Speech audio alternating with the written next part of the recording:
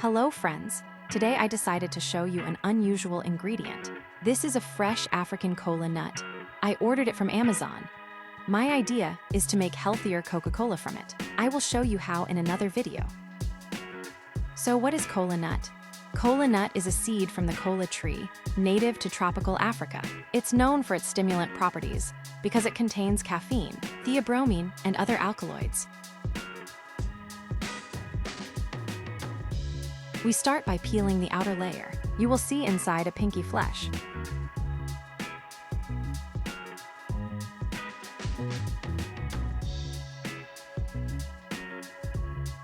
Next, chop the nut into small pieces.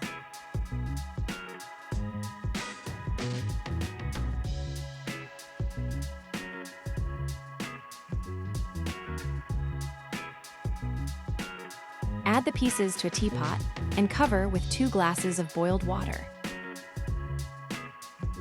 Now, leave it to infuse for 15 minutes. Then it is ready to drink. Remember, it contains caffeine, so I would recommend drinking it in the morning instead of coffee.